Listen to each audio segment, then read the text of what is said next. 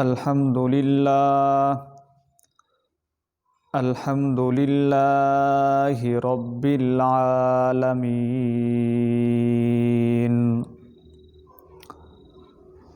والعاقبۃ للمتقین والصلاة والسلام علی سید الانبیاء والمرسلین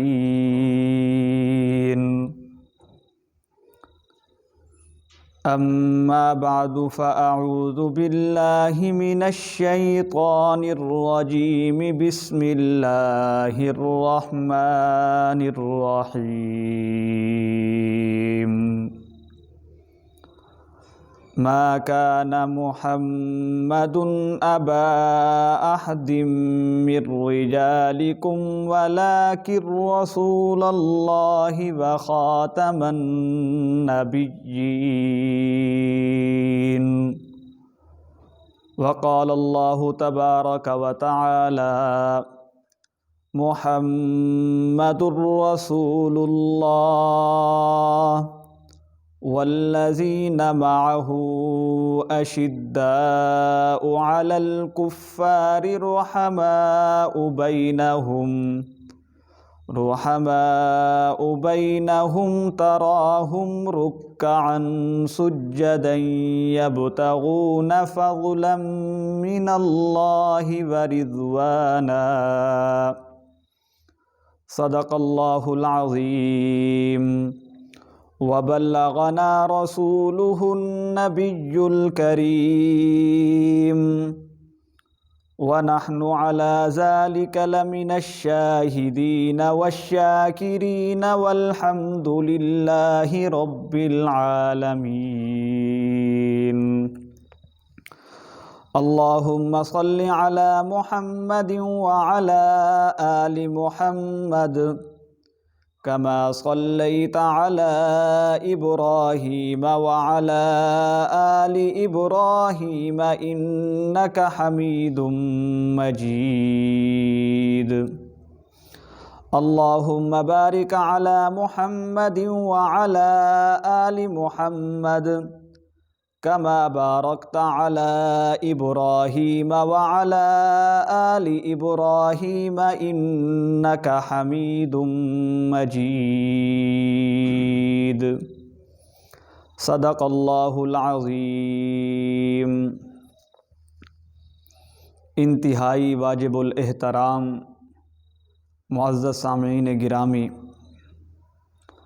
آپ حضرات کے سامنے قرآن مجید فرقان حمید میں سے چند آیاتیں تلاوت کی ہیں۔ دعا ہے کہ خالق لم یزل مجھ ناچیز کو حق اور سچ بیان کرنے کی توفیق عطا فرمائے، اس کے بعد مجھے اور آپ کو عمل کرنے کی بھی توفیق عطا فرمائے۔ حدیث قدسی ہے، اللہ تبارک و تعالی ارشاد فرماتے ہیں کہ کوئی بندہ اگر میرے رسول حضرت محمد مصطفیٰ صلی اللہ علیہ وآلہ وسلم پر ایک مرتبہ درود بھیجتا ہے، میں اس پر 10 رحمتیں بھیجتا ہوں۔ اللہ تبارک و تعالی نے انسان کے دونوں کندھوں پر کرامن کاتبین یعنی فرشتوں کو مقرر کیا ہوا ہے۔ دائیں کندھے والے فرشتے انسان کی نیکیاں لکھتے ہیں، بائیں کندھے والے فرشتے انسان کی برائیاں لکھتے ہیں، انسان کی بدیاں لکھتے ہیں۔ نیکی اور گناہ دونوں متضاد چیزیں ہیں۔ اگر انسان نیکی کرتا ہے تو دائیں کندھے والا فرشتہ اٹھتا ہے اس مسلمان کی، اس مومن کی، اس ایمان والے کی نیکیاں لکھنا شروع کر دیتا ہے۔ اگر کوئی انسان گناہ کرتا ہے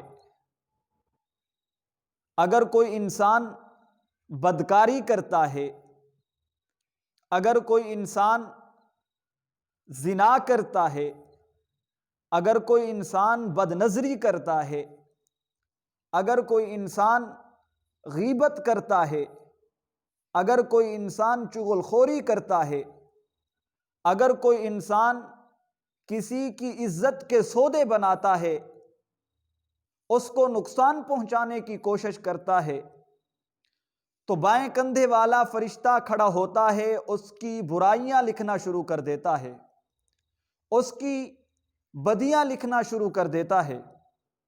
لیکن رسول اللہ صلی اللہ علیہ وآلہ وسلم کی شریعت میں ایک کام ایسا ہے،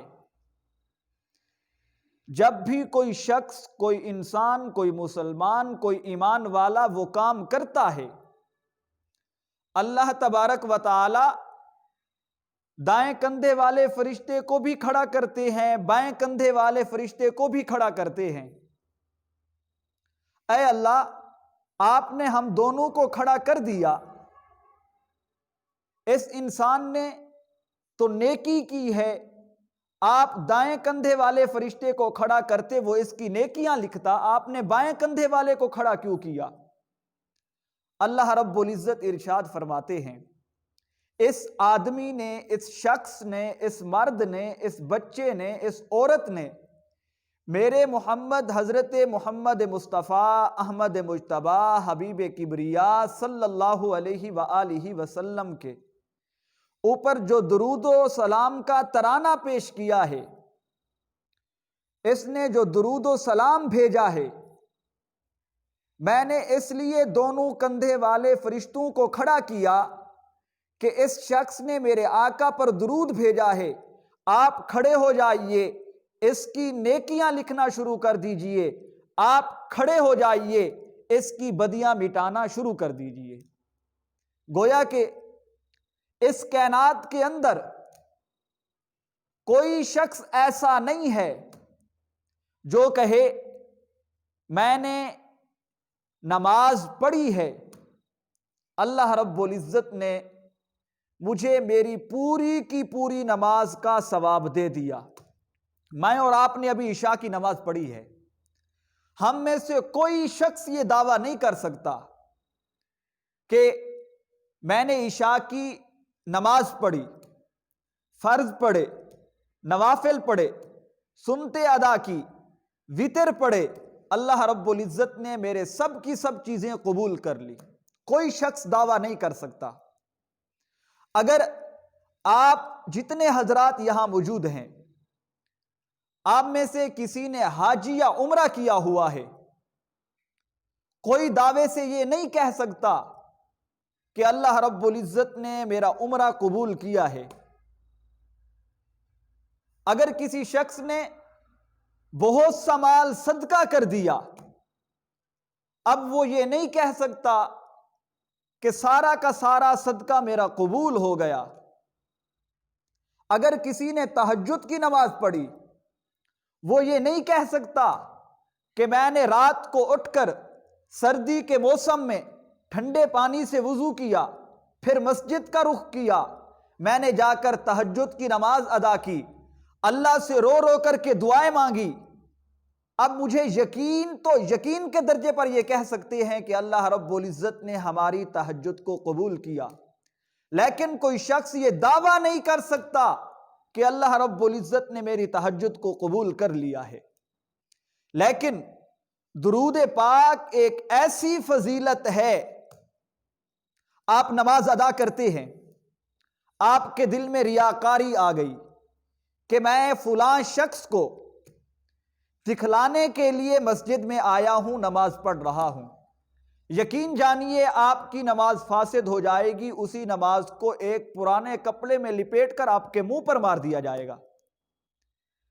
اگر آپ نے حج کیا لوگوں کو صرف یہی دکھلانے کے لیے میں بہت بڑا مالدار تھا، میں نے اس لیے حج کیا ہے کہ لوگ مجھے حاجی کہیں، میں تہجد اس لیے پڑھتا ہوں کہ لوگ مجھے تہجد گزار کہیں، میں نے مسجد اس لیے بنوائی ہے کہ لوگ مجھے سخی کہیں، میں نے غریبوں میں پیسہ اس لیے بانٹا ہے کہ لوگ مجھے سخی کہیں۔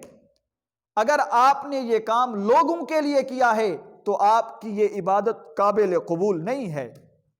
لیکن بڑے غور سے یہ بات سنیے، درود پاک ایسی فضیلت ہے، میں کہتا ہوں قاری صاحب، میں آپ کو گواہ بنا رہا ہوں کہ میں رسول اللہ کی ذات پر درود پاک بھیج رہا ہوں۔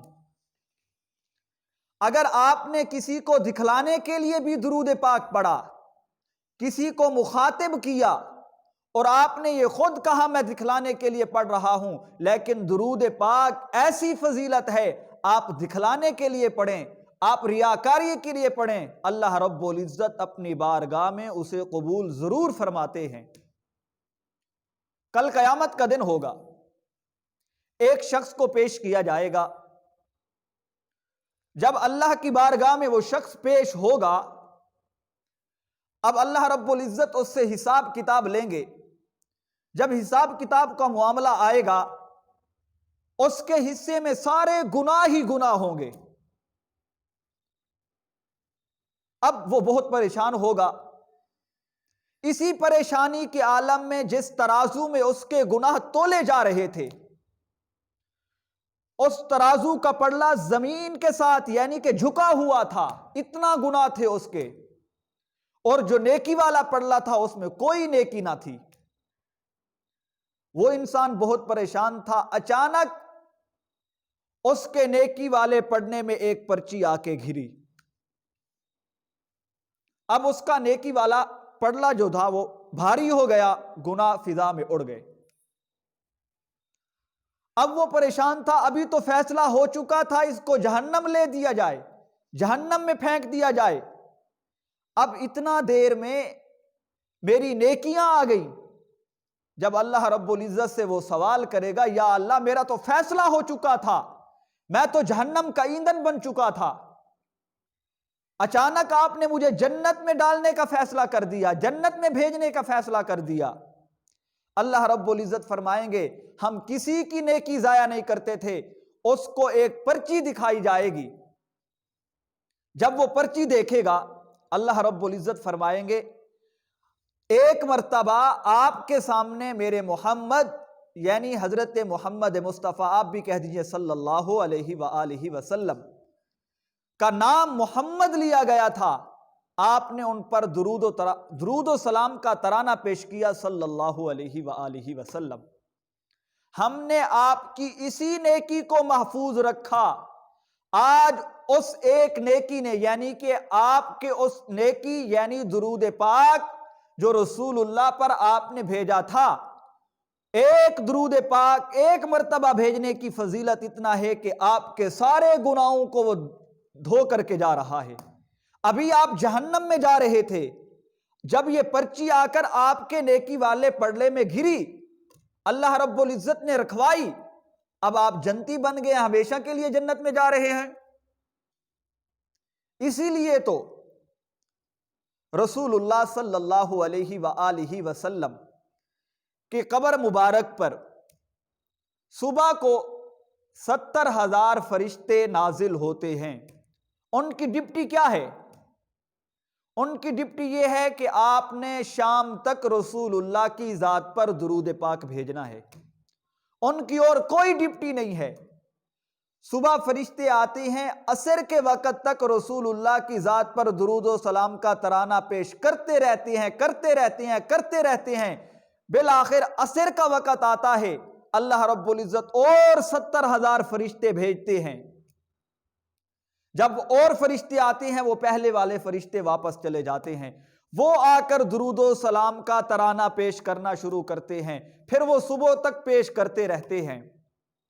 اب درود پاک اتنی فضیلت ہے کہ آسمان کے فرشتے اتر کر رسول اللہ کی قبر پر، رسول اللہ کے روضے پر، رسول اللہ کی ذات پر درود سلام کا ترانہ پیش کر رہے ہیں، اور جو صبح کو آتے ہیں قیامت تک ان کی باری نہیں آئے گی۔ اللہ رب العزت قیامت تک رسول اللہ کی قبر پر درود و پاک کا ترانہ پیش فرماتے رہیں گے۔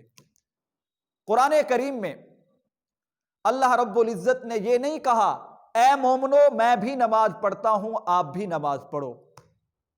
اے مومنو میں بھی صدقہ کرتا ہوں، آپ بھی صدقہ کرو۔ اے مومنو میں بھی تہجد پڑھتا ہوں، آپ بھی تہجد پڑھو۔ اے مومنو میں بھی میدان جہاد میں اتر کر جہاد کرتا ہوں، آپ بھی جہاد کرو۔ میں بھی مسجد بنواتا ہوں، آپ بھی مسجد بنواؤ۔ میں بھی مدرسہ بنواتا ہوں، آپ بھی مدرسہ بنواؤ۔ میں بھی غریبوں کی مدد کرتا ہوں، آپ بھی غریبوں کی مدد کرو۔ اللہ رب العزت کھانے سے پاک، پینے سے پاک، سونے سے پاک، اللہ رب العزت نماز پڑھنے سے پاک، اللہ رب العزت مکان سے پاک، اللہ رب العزت کے کان نہیں ہے کانوں سے پاک، اللہ کے ہاتھ نہیں ہے ہاتھوں سے پاک، اللہ کے پاؤں نہیں ہے پاؤں سے پاک۔ لیکن اللہ رب العزت ایک عبادت ایسی ہے، اللہ رب العزت خود فرماتے ہیں، قرآن کریم میں ارشاد ہے، اے مومنو میں بھی اپنے نبی پر درود بھیجتا ہوں، آپ بھی میرے نبی پر درود بھیجئے۔ درود پاک ایسی فضیلت والا کام ہے، کوئی شخص ایک مرتبہ رسول اللہ کی ذات پر درود پاک بھیجتا ہے، اللہ رب العزت اس پر 10 رحمتیں اتارتے ہیں۔ یہ میرے آقا کا شان اور عظمت اور رفعت اور منقبت ہے۔ آئیے پھر میں اپنے موضوع کی طرف آتا ہوں۔ جو آیاتیں میں نے آپ حضرات کے سامنے تلاوت کی ہیں، اللہ رب العزت نے اپنے پیارے پیغمبر حضرت محمد مصطفیٰ احمد مجتبیٰ حبیب کبریاء فخر الانبیاء مکین گنبت خضرا بالغ العلا کشف الدجا صلی اللہ علیہ وآلہ وسلم کو آخری نبی بنا کر بھیجا۔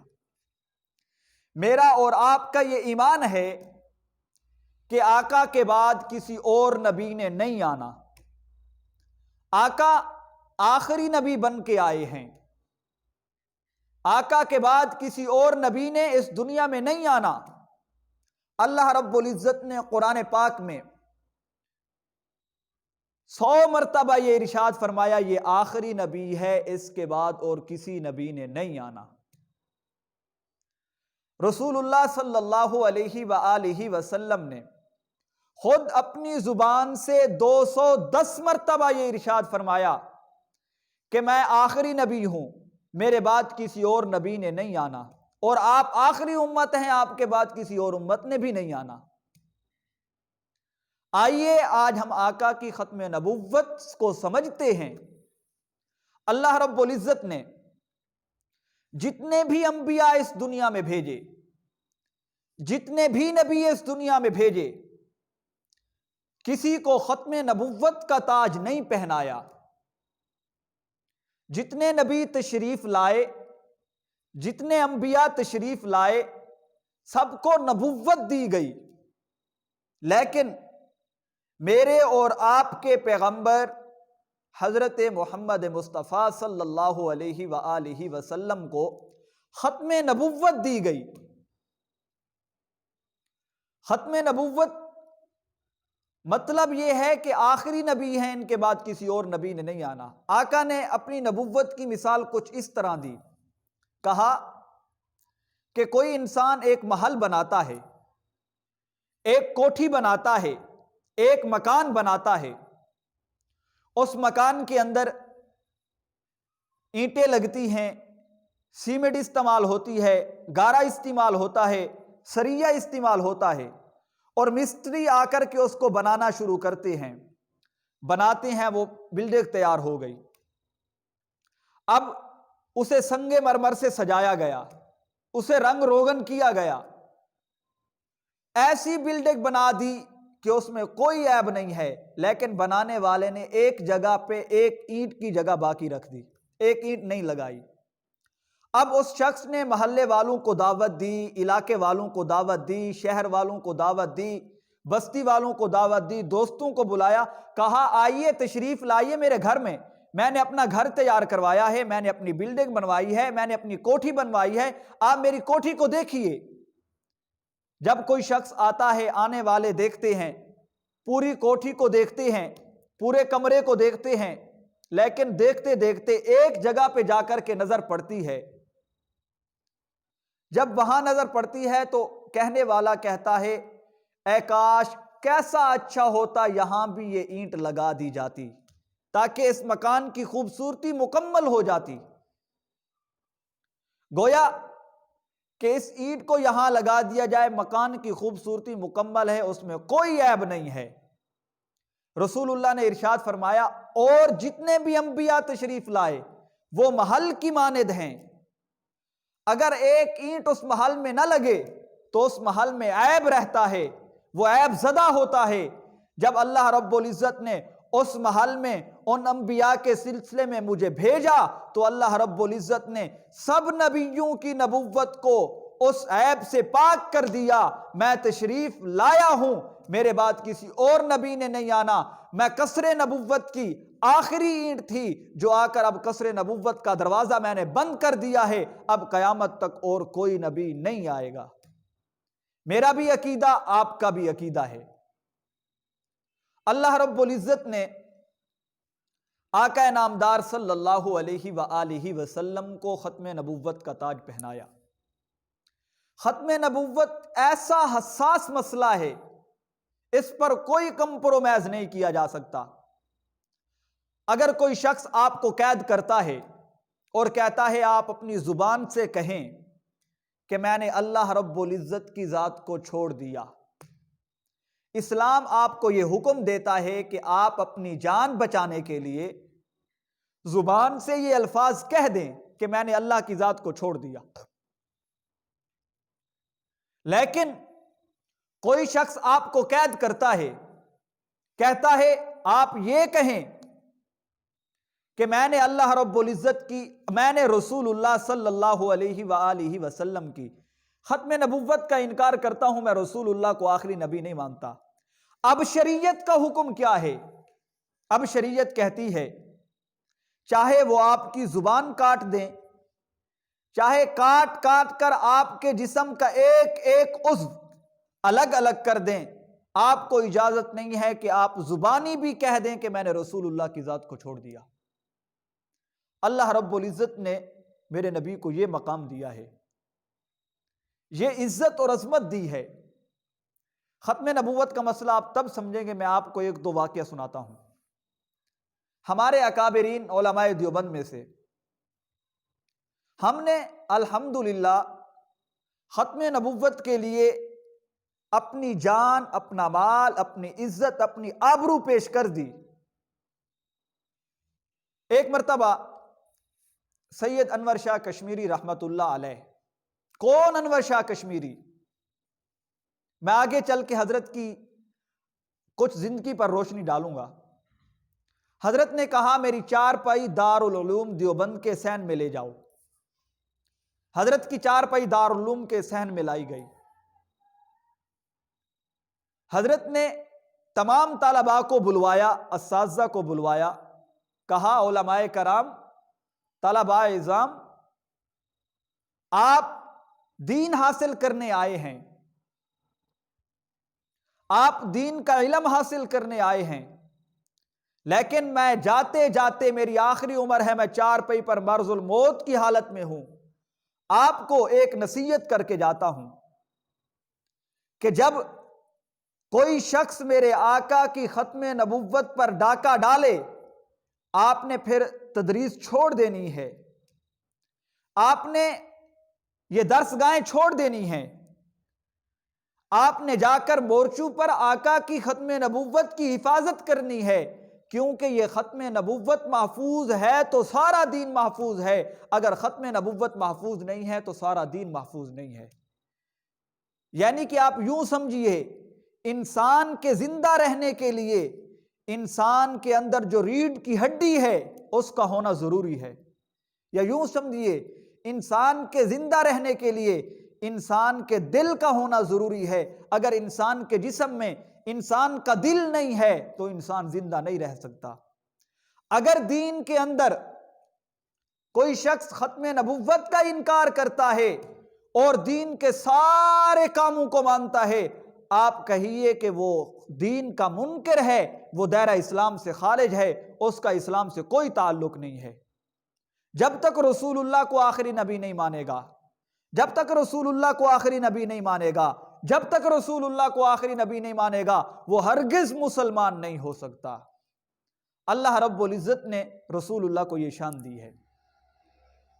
حضرت مولانا انور شاہ کشمیری رحمت اللہ علیہ اپنے مریدین کے ساتھ حج کرنے جا رہے تھے، عمرہ کرنے جا رہے تھے۔ جب حج کے لیے روانہ ہونے لگے اپنی منزل کی طرف، سعودی عرب کی طرف، حضرت ابھی ایئرپورٹ پر موجود تھے۔ جو اس وقت نظام تھا ایئرپورٹوں کا، اچانک کسی شخص نے پرچی دی۔ حضرت مولانا انور شاہ کشمیری رحمت اللہ علیہ نے اس پرچی کو پڑھا۔ پڑھنے کے بعد چند منٹ کا مراقبہ کیا۔ مراقبہ کرنے کے بعد کہا، انور شاہ کشمیری اب سعودی عرب، اب مدینہ منورہ، اب مکہ کے لیے رسول اللہ کے روضے کی زیارت کے لیے نہیں جائے گا، بہاولپور جائے گا۔ اتنا مریدین ساتھ تھے، حضرت کہنے لگے، شاہ جی ہم تو اتنا سال سے انتظار کر رہے ہیں کہ آپ کے ساتھ حج کے لیے جائیں گے، عمرہ کے لیے جائیں گے، آپ نے اچانک اپنا فیصلہ کیوں بدل دیا؟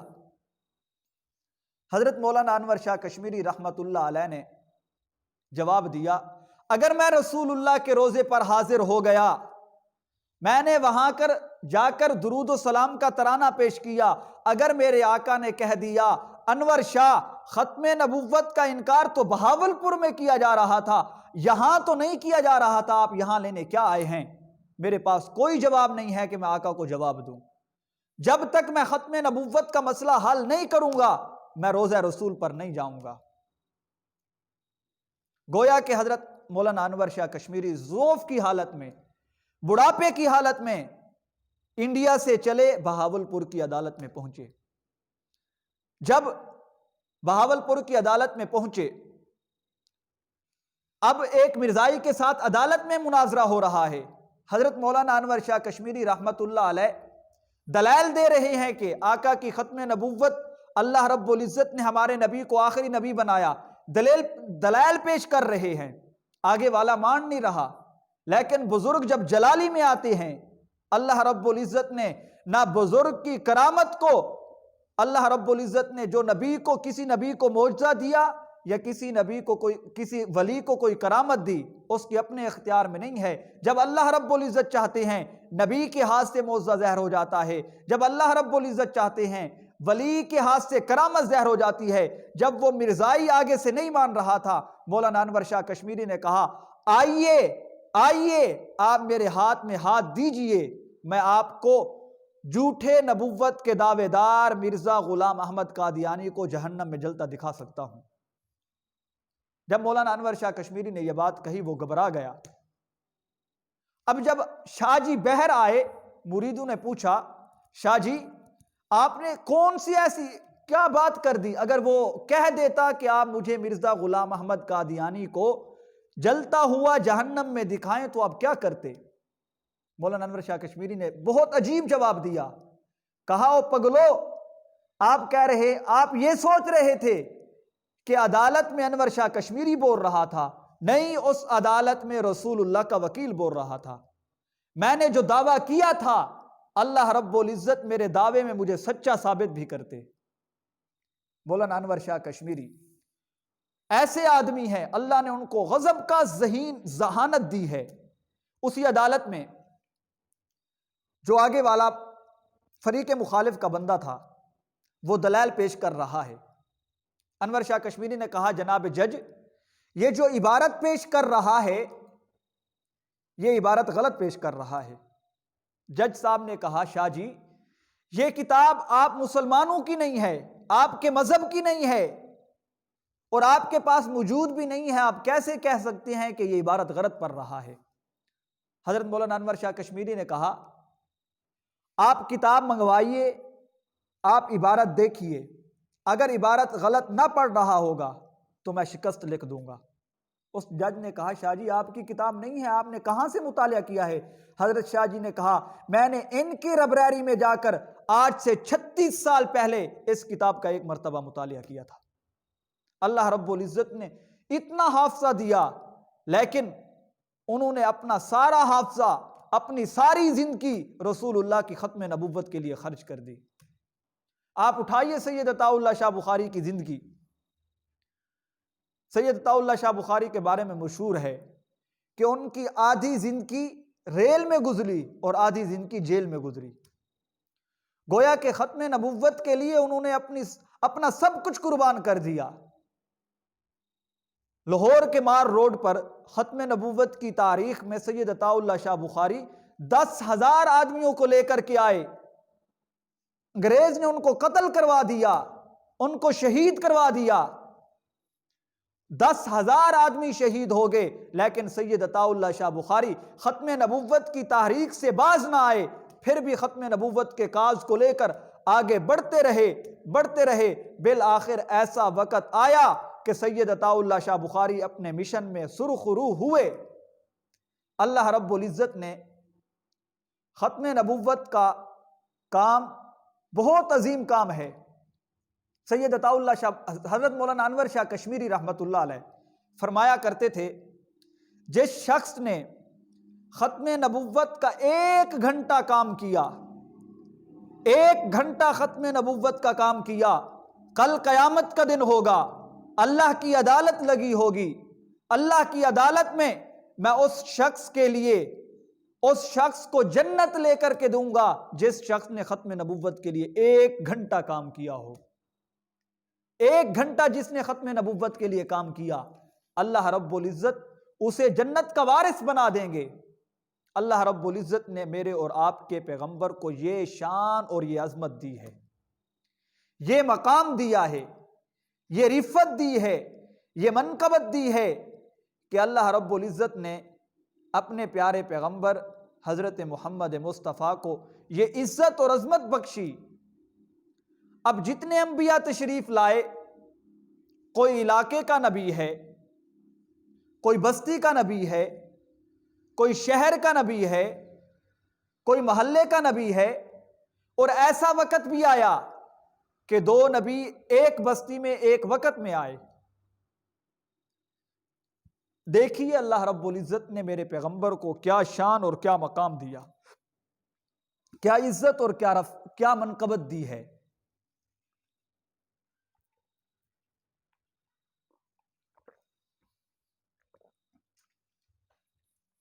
حضرت آدم علیہ السلام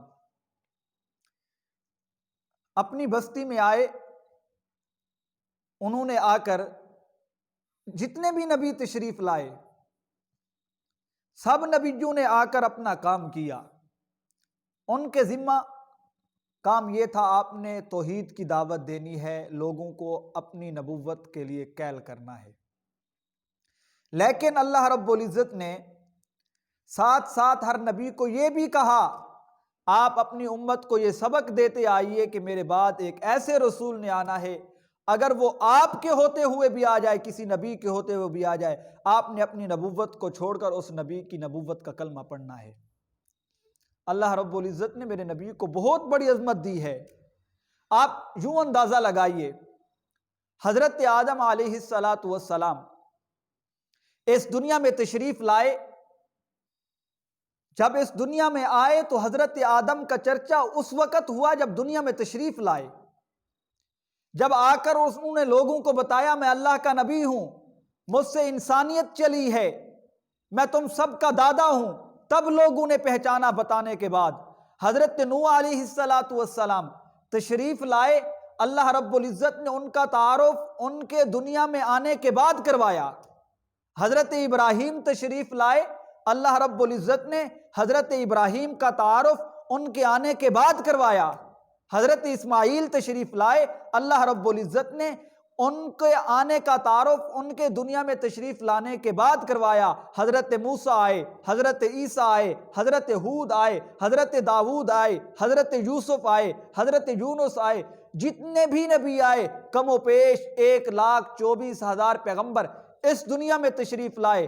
جو بھی نبی آیا وہ دنیا میں پہلے آیا، اس کے چرچے بعد میں ہوئے، وہ دنیا میں پہلے آیا، اس کا تعارف بعد میں ہوا، وہ دنیا میں پہلے آیا، اس کی نبوت کے ڈنڈے بعد میں بچے، وہ دنیا میں پہلے آیا، لوگوں نے اس کی نبوت کا بعد میں اقرار کیا، وہ دنیا میں پہلے آیا، اللہ نے ان کا بعد میں تعارف کروایا، لیکن واحد میرے اور آپ کے پیغمبر حضرت محمد مصطفیٰ احمد مجتبی حبیب کبریا فخر الانبیاء مکین گنبت خضرا بلغ العلا کشف الدجا صلی اللہ علیہ وآلہ وسلم، واحد وہ پیغمبر ہیں جو ابھی دنیا میں تشریف نہیں لائے۔ اللہ رب العزت نے میرے اور آپ کے پیغمبر کا تعارف کروانا پہلے شروع کر دیا۔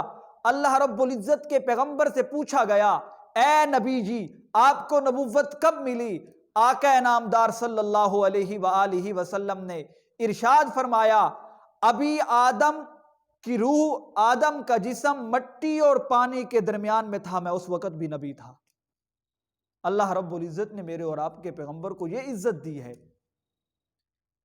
حضرت آدم علیہ السلام نے اپنی اولاد کو بلایا، حضرت شیث علیہ السلام کو، فرمایا، اے شیث میں دنیا سے جا رہا ہوں، اگر اس دنیا میں آپ کو کوئی مشکل پیش آئے، اس دنیا میں آپ کو کوئی پریشانی پیش آئے، اس دنیا میں آپ پر کوئی مصیبت آئے، تو آپ نے محمد الرسول اللہ صلی اللہ علیہ وآلہ وسلم کا وسیلہ دے کر اللہ رب العزت سے مانگنا ہے، اللہ رب العزت آپ کو ضرور عطا کریں گے۔ حضرت شیث نے کہا، اے ابا جان، آپ اس انسانیت کے سب سے پہلے انسان ہیں، اللہ رب العزت نے آپ کی تخلیق کے بعد اور لوگوں کو جنم دیا، لیکن یہ محمد کون ہیں؟ حضرت آدم علیہ السلام نے ارشاد فرمایا، اے شیث میں جنت دیکھ کے آیا ہوں، میں نے جنت کی سحر کی ہے۔ جس وقت اللہ رب العزت نے مجھے پیدا کیا، جس وقت اللہ رب العزت نے میرا جسم بنایا، میرا ڈھانچہ بنایا اور میرے اندر روح پھونکی، جب میں نے اپنی آنکھ کو کھولا، پہلی نظر میری عرش معلیٰ پہ جا کے پڑی۔ میں عرش معلیٰ پہ کیا دیکھتا ہوں؟ وہاں لکھا ہوا ہے لا الہ الا اللہ محمد الرسول اللہ۔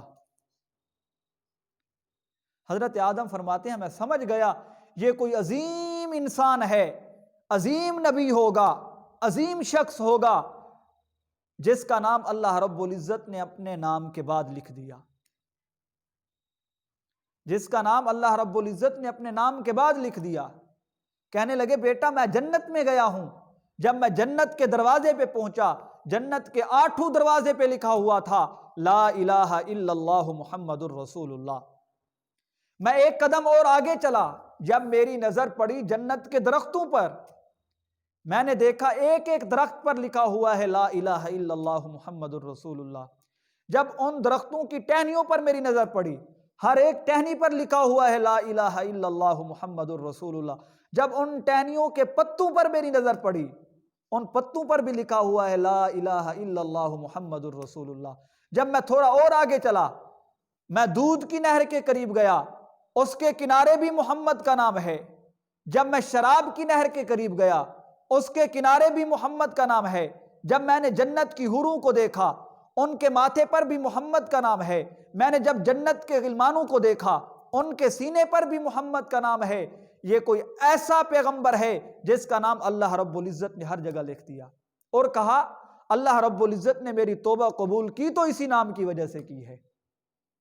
آپ کو کوئی مشکل پیش آئے، آپ نے اللہ رب العزت کو محمد الرسول اللہ کا وسیلہ دے کر جو بھی مانگو گے آپ کو ضرور ملے گا۔ اس لیے تو شاعر کہتا ہے اللہ رب العزت نے محمد کے نام میں اتنا طاقت رکھی ہے، اللہ رب العزت نے محمد کے نام میں اتنا طاقت رکھی ہے کہ حضرت ابراہیم اپنی اولاد کو وصیت کر کے جا رہے ہیں، حضرت ابراہیم اپنی اولاد کو وصیت کر کے جا رہے ہیں، اے بیٹا آپ کو کسی چیز کی ضرورت پڑے آپ نے محمد کا وسیلہ دے کر کے مانگنا ہے، آپ نے محمد کا وسیلہ دے کر کے مانگنا ہے۔ اب اللہ رب العزت نے یہ مقام دیا ہے میرے پیغمبر کو، یہ عزت دی ہے میرے پیغمبر کو، اور اس سے بڑھ کر کیا عزت دی؟ آپ جتنے بھی نبی تشریف لائے سب کے نام لیں، ہر نام میں نکتہ موجود ہے۔ میرے نبی کو اللہ رب العزت نے اتنا معصوم بنایا، ہر نبی معصوم ہے، کسی نبی کے قریب گناہ جا نہیں سکتا، نبی تو جانا دور کی بات ہے، گناہ بھی کسی نبی کے قریب نہیں جا سکتا، لیکن اللہ رب العزت نے جو عزت، جو رفت، جو منقبت میرے اور آپ کے پیغمبر کو دی ہے، وہ کسی اور نبی کو نہیں دی، کسی اور پیغمبر کو نہیں دی۔ آدم کو کلمہ ملا لا الہ الا اللہ، آدم صفیہ اللہ۔ اب آدم صفیہ اللہ میں نقطہ موجود ہے، اب جو کلمے کا پہلا جز ہے لا الہ الا اللہ، اس میں نقطہ نہیں ہے۔ جب آپ اٹھائیں گے آدم صفیہ اللہ تو اس میں نقطہ موجود ہے۔ اب حضرت ابراہیم علیہ السلام کو اللہ نے کلمہ دیا لا الہ الا اللہ، نوح نجی اللہ۔ اب پہلے جز لا الہ الا اللہ میں نقطہ موجود نہیں ہے، لیکن نوح نجی اللہ والے کلمے میں نقطہ موجود ہے۔ اللہ رب العزت نے حضرت ابراہیم کو کلمہ دیا لا الہ الا اللہ ابراہیم خلیل اللہ۔ اب پہلا جو کلمے کا جز ہے اس میں نقطہ نہیں ہے، لیکن جو ابراہیم خلیل اللہ والا جز ہے اس میں نقطہ موجود ہے۔ اللہ رب العزت نے حضرت اسماعیل کو کلمہ دیا لا الہ الا اللہ اسماعیل ذبیح اللہ۔ اب پہلے جز میں نقطہ نہیں ہے، لیکن دوسرے جز میں نقطہ ہے۔ اب جس نبی کا کلمہ دیکھیں گے پہلا جز نقطے سے پاک ہے، لیکن دوسرے جز میں نقطہ موجود ہے۔ لیکن جب باری آئی محمد الرسول اللہ صلی اللہ علیہ وآلہ وسلم کی، اللہ رب العزت کو دونوں جز ایک جیسے لانے پڑے۔ وہ کیسے؟ اللہ رب العزت نے جو اپنا نام والا کلمہ تھا لا الہ الا اللہ، اسے نقطے سے پاک رکھا۔ جب میرے اور آپ کے پیغمبر کی باری آئی تو اللہ رب العزت نے ان کو کلمہ دیا لا الہ الا اللہ محمد الرسول اللہ۔ اب لا الہ الا اللہ والے جز میں بھی نقطہ نہیں ہے، محمد الرسول اللہ والے جز میں بھی نقطہ نہیں ہے۔ اب لا الہ الا اللہ میں اللہ کا نام ہے، اللہ کا ذاتی نام ہے، محمد الرسول اللہ والے نقطے میں محمد کا ذاتی نام ہے۔ لا الہ الا اللہ والے جز میں اللہ رب العزت نے اپنے نام کے ساتھ 4 حرفوں کو جوڑا۔ محمد الرسول اللہ والے جز میں محمد الرسول اللہ کے نام کے ساتھ 4 حرفوں کو جوڑا۔ اللہ رب العزت نے میرے پیغمبر کو یہ عزت، یہ مقام دیا ہے۔ اللہ رب العزت نے خود ارشاد فرمایا وَرَفَعْنَا لَكَ ذِكْرَكَ، اے نبی جی ہم نے آپ کے ذکر کو بلند کر دیا ہے۔ اے اللہ کتنا بلند کیا ہے۔ اللہ رب العزت نے ارشاد فرمایا آپ دیکھیں گے دنیا کے جس کونے میں میرا ذکر ہوگا اسی کونے میں محمد تیرا ذکر ہوگا۔ اگر تو دیکھے گا اذان کی فضاؤں میں اللہ کا نام گونجتا ہے تو اذان کی فضاؤں میں محمد کا نام بھی گونجتا ہے۔ اگر آپ حضرات نماز پڑھتے ہیں، نماز میں اللہ کا ذکر موجود ہے تو نماز میں محمد الرسول اللہ کا ذکر بھی موجود ہے۔ اگر کوئی شخص قرآن اٹھاتا ہے، قرآن کی تلاوت کرتا ہے تو اللہ کا ذکر کرتا ہے تو ساتھ مصطفیٰ کا بھی ذکر کرتا ہے۔ اللہ رب العزت نے میرے نبی کو یہ عزت اور عظمت دی ہے۔ اور اللہ رب العزت نے میرے نبی کو جو صحابہ ادا کیے وہ بھی بڑے عجیب لوگ تھے، ان کی مثال بھی دنیا میں نہیں ملتی اور سابقہ انبیاء میں بھی نہیں ملتی۔ میرے اللہ نے جو میرے نبی کو صحابہ دیے نا، جو یار دیے، وہ بھی کمال کے لوگ ہیں، ان کے مقابلے کا بھی کوئی شخص اس دنیا میں موجود نہیں ہے، نہ پہلے آیا نہ قیامت تک آئے گا۔ اللہ رب العزت نے میرے نبی کو ایسے صحابہ دیے، کیسے جان نثار صحابہ دیے، نبی پر ہر ایک چیز وارنے والے تھے صحابہ۔ کون صحابہ تھے؟ وہ صحابہ تھے اگر میرے آقا وضو فرمایا کرتے تھے تو صحابہ آقا کے وضو والا پانی زمین پر نہیں جانے دیتے تھے، اس پانی کو لیتے اپنے چہرے پر مل لیتے، اس پانی کو لیتے کسی شیشی میں محفوظ کر لیتے تھے۔ اگر میرے آقا ناخن کاٹتے تو صحابہ ان ناخن کو بھی زمین پر نہیں جانے دیتے تھے، وہ ناخن لے کر اپنے پاس رکھتے، اگر میرے آقا کے جسم پر پسینہ آتا صحابہ اس پسینے کو شیشیوں میں محفوظ کرتے۔ ایک مرتبہ رسول اللہ سو رہے تھے، ایک عورت آئی، رسول اللہ کی بازو سے پسینہ بہہ رہا تھا، اس نے اس شیشی کے اندر لیا، اسی دوران میرے آقا کی آنکھ کھل گئی۔ آقا نے کہا آپ نے اس کو شیشی کے اندر کیوں لیا ہے؟ وہ عورت کہنے لگی آقا آپ کے پسینے میں جو خوشبو ہے وہ دنیا کی کسی بازار میں نہیں ملتی، ہم آپ کا پسینہ محفوظ کر کے اپنی بیٹیوں کے جہیز میں دیا کرتے ہیں۔ نبی کون ہے؟ اللہ رب العزت نے ہر نبی کو معصوم بنایا، ہر نبی گناہوں سے پاک ہے، لیکن میرے نبی کو جب بھیجا تو اللہ نے کمال ہی کر دیا۔ آپ اگر سب انبیاء کے کمالات کو دیکھنا چاہتے ہیں، سب نبیوں کے معجزات کو دیکھنا چاہتے ہیں تو اکیلے محمد مصطفیٰ کو دیکھ لیجئے، اور سب نبیوں کے معجزات کو دیکھنا چاہتے ہیں تب بھی محمد مصطفیٰ کو دیکھ لیجئے۔ اللہ رب العزت نے جس کے پسینے میں خوشبو رکھی ہو، اللہ رب العزت نے، میں بات کر رہا تھا، کیا صحابہ دیا آقا کو، ایسے جاں نثار صحابہ دیے کہ ان کی مثال دنیا پیش نہیں کر سکتی۔ آقا علیہ السلام نے نبوت کا جب دعویٰ کیا، لوگوں کو کہا میں آخری نبی ہوں، اللہ رب العزت نے مجھے ختم نبوت کا تاج پہنایا ہے، مجھ پر وحی اترتی ہے، مجھ پر قرآن آتا ہے، آپ مجھے نبی مانیں۔ آپ یقین مانیں اس مجمع میں کوئی شخص ایسا نہیں تھا جس نے آقا کی نبوت کا اقرار کیا ہو۔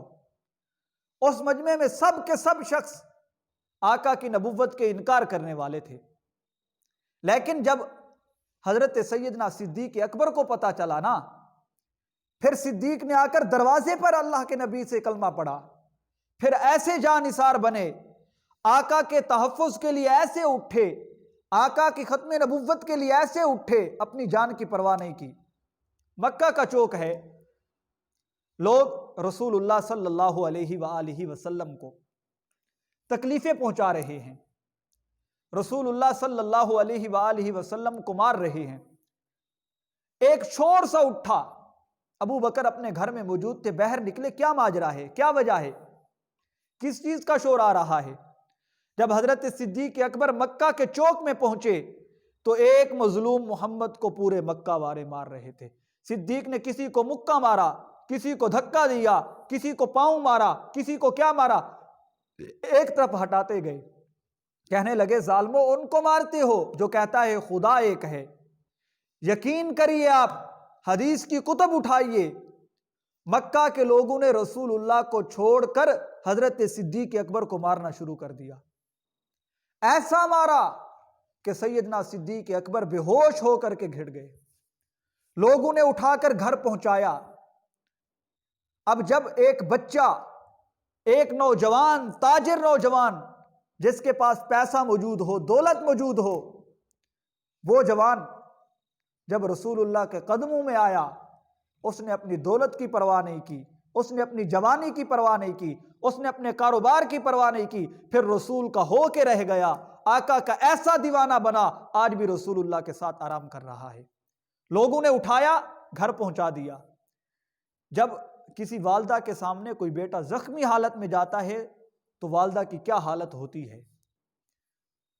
جب سیدنا صدیق اکبر کو پہنچایا گیا، ان کی والدہ نے دیکھا تو ان کو مرہم پٹی کی، ان کو دوائی دی۔ اب جب سیدنا صدیق اکبر کو ہوش آیا تو والدہ نے دودھ پیش کیا، اے صدیق دودھ پی لیجئے۔ سیدنا صدیق اکبر کی جب آنکھ کھلی، بولنے کے قابل ہوئے، ان کی زبان پر پہلا جملہ یہ تھا کہ آپ بتائیے محمد کا کیا حال ہے۔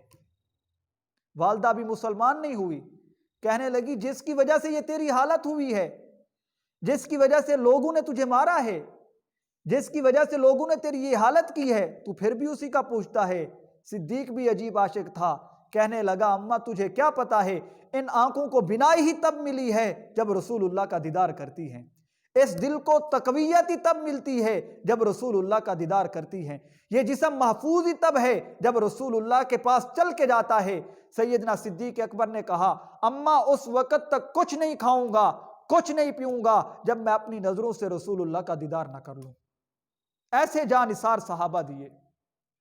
سیدنا صدیق اکبر رسول اللہ کے ایسے دیوانے تھے، ایک مرتبہ رسول اللہ نے چندہ مانگا، سب صحابہ گئے لینے کے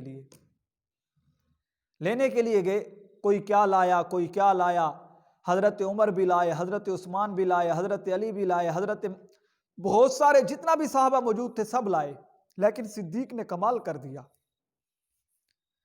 سیدنا صدیق اکبر گئے گھر، سارا مال جمع کیا، اس کو ایک گڈری میں باندھا اور دیواروں پہ ہاتھ مارا۔ بیٹی پوچھنے لگی ابا جان خیریت تو ہے، دیواروں پر ہاتھ پھیر رہے ہیں؟ کہنے لگے آج رسول اللہ نے چندہ مانگا ہے، میں یہ نہیں کہتا، میں نے اس دیوار میں ایک مرتبہ ایک سوئی کھڑی کی تھی، میں یہ نہیں کہتا کہ سوئی میرے گھر میں رہ جائے، وہ بھی رسول اللہ کے چندے میں چلی جائے، اس لیے ہاتھ پھیر رہا ہوں۔ سارا سامان اکٹھا کر لیا، گھر میں کوئی چیز موجود نہیں ہے۔ اب چلنے لگے، نظر پڑی اپنے کپڑوں پر، کہنے لگے صدیق یہ کپڑے بہت مہنگے ہیں، ان کپڑوں کو مکہ کے بازار میں فروخت کر دو۔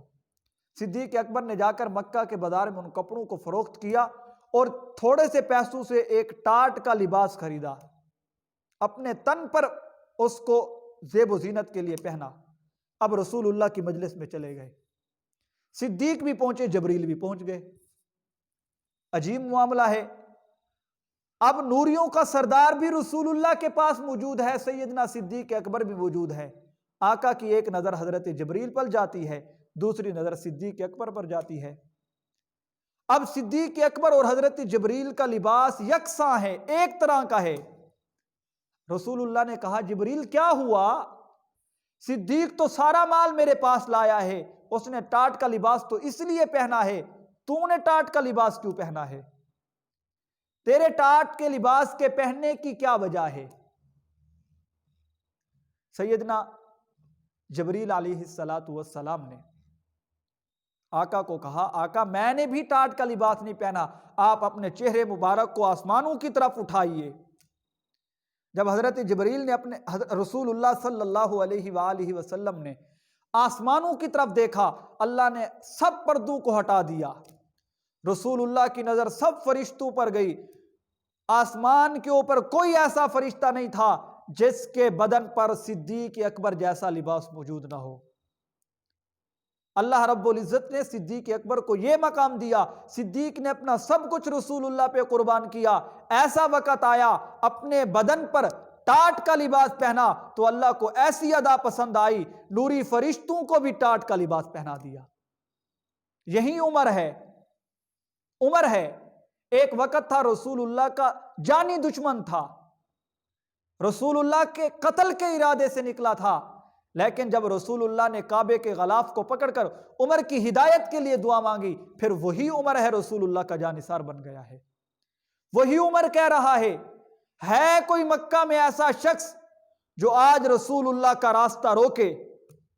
اگر کسی نے اپنی بیوی کو بیوہ کروانا ہو آج رسول اللہ کا راستہ روکے، اگر کسی نے اپنے بچوں کو یتیم کروانا ہو آج رسول اللہ کا راستہ روکے۔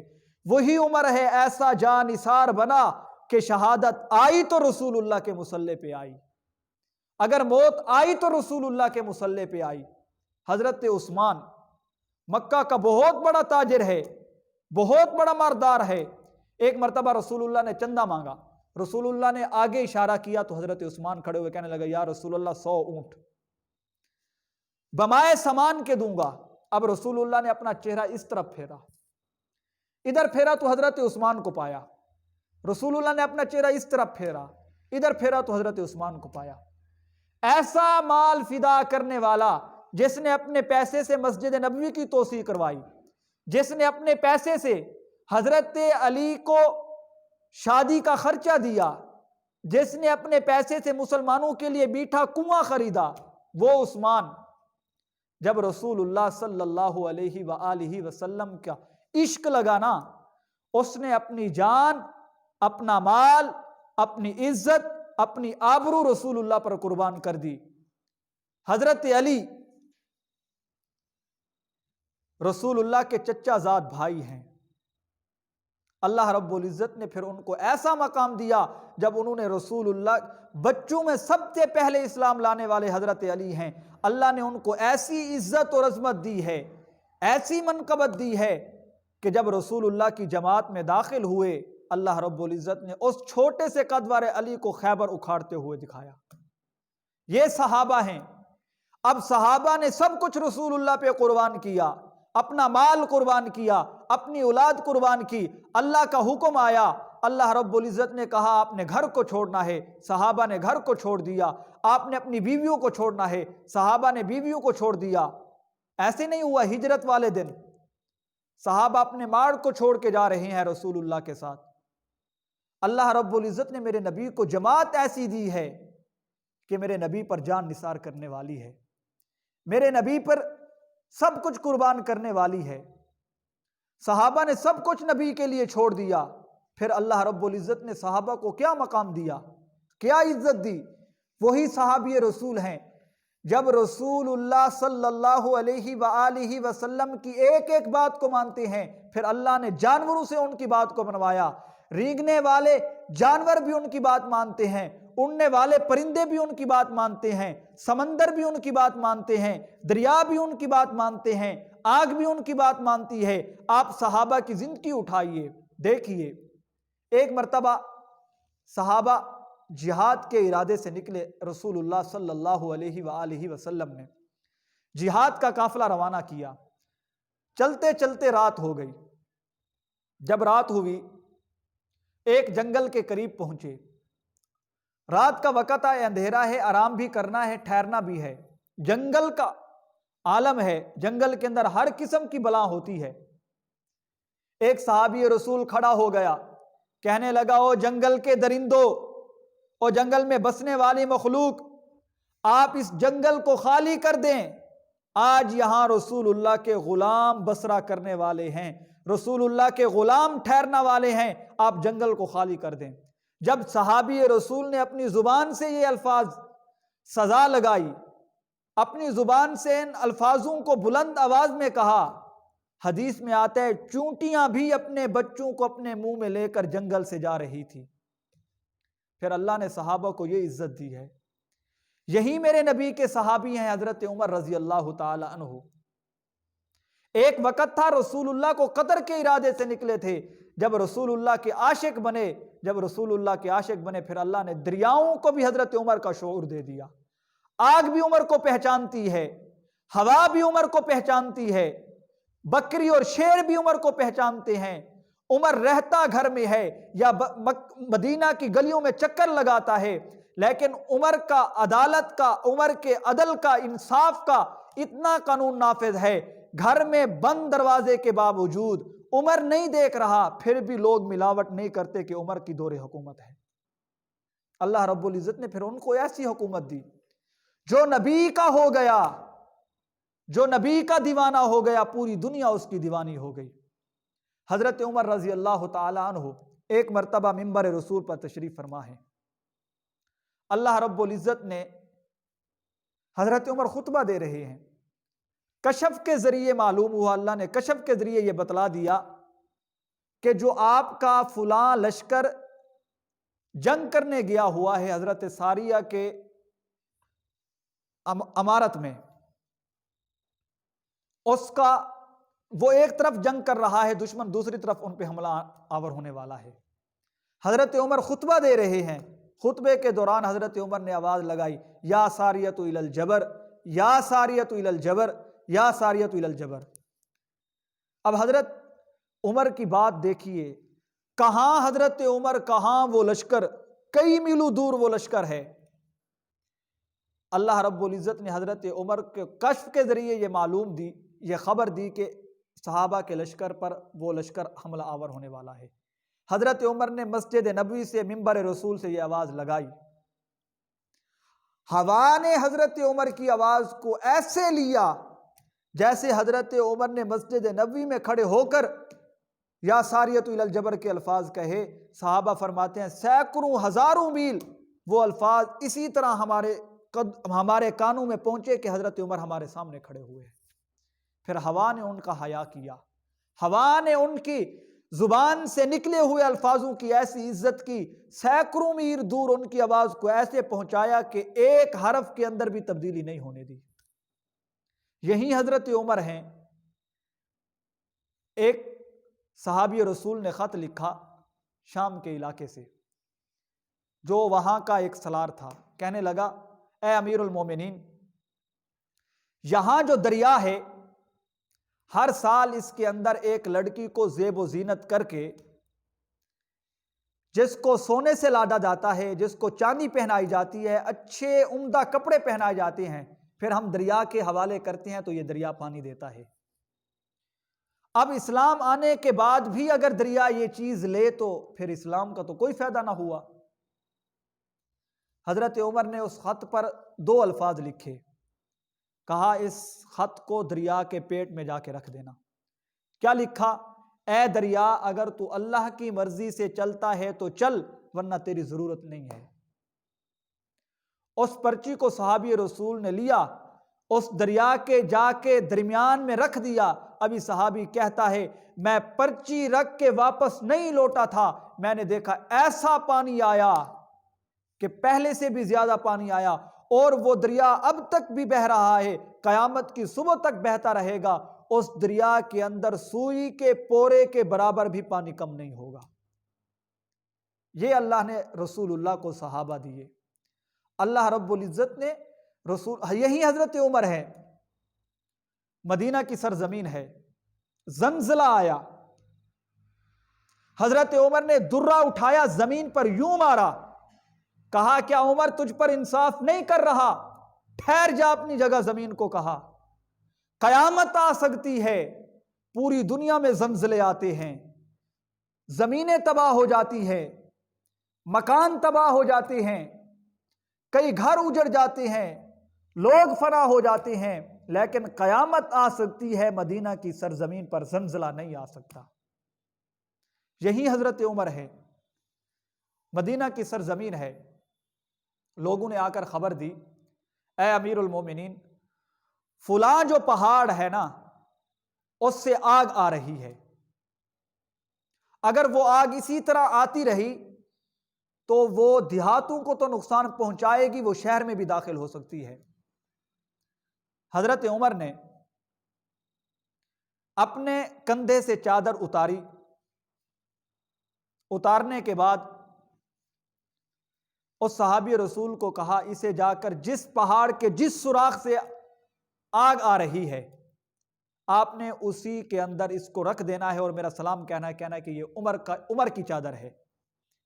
صحابی رسول لے کر گیا، جب حضرت عمر کی چادر کو سوراخ کے اندر رکھا، حضرت عمر کا سلام دیا، آگ وہ پہاڑ فوراً اپنے اندر جذب کر کے چلا گیا۔ اور قیامت آ سکتی ہے، دنیا کے پہاڑوں سے آگ نکلتی ہے، لیکن مدینہ کے پہاڑوں نے آج تک آگ نہیں دی۔ حضرت عمر رضی اللہ تعالی عنہ یہی صحابی ہیں، حضرت عمر کا دور ہے، حضرت عمر کے دور میں شیر اور بکری ایک گھاس سے پانی پیا کرتے تھے، ایک جگہ سے پانی پیا کرتے تھے۔ یہ وقت تھا، حضرت عمر خود فرماتے ہیں ایک وقت تھا جب میں اونٹ چرانے جاتا تھا، اونٹ بھاگ جاتے تھے، میرا باپ مجھے خطاب میرے چہرے پر تھپڑ مارا کرتا تھا۔ آج بھی یہ دور ہے کہ میرا دارالحکومت ہے، اونٹ تو بہت دور کی بات ہے، وہ تو تب بھی حلال جانور ہے، وہ انسانوں کو نقصان پہنچانے والا نہیں ہے۔ شیر جو جنگل کا سب سے بڑا درندہ ہے، جو سب درندوں کا سردار ہے، آج وہ میری حکومت میں کھڑے ہو کر بکری کے اکٹھے پانی پی رہا ہے۔ یہ عمر کا کمال نہیں ہے، یہ عمر کا کمال نہیں ہے، یہ رسول اللہ کا کمال ہے۔ اللہ رب العزت نے آخری بات کر کے بات کو ختم کرتا ہوں، اللہ رب العزت نے جتنے نبی بھیجے، جتنے انبیاء بھیجے، ان کو نبوت دی، لیکن میرے آقا کو ختم نبوت دی۔ اللہ رب العزت نے اور نبیوں کو بھی صحابہ دیے، لیکن میرے نبی کو جو صحابہ دیے وہ بہت عزت اور عظمت والے ہیں۔ آپ حضرت موسیٰ علیہ السلام کی کتاب کو اٹھائیں۔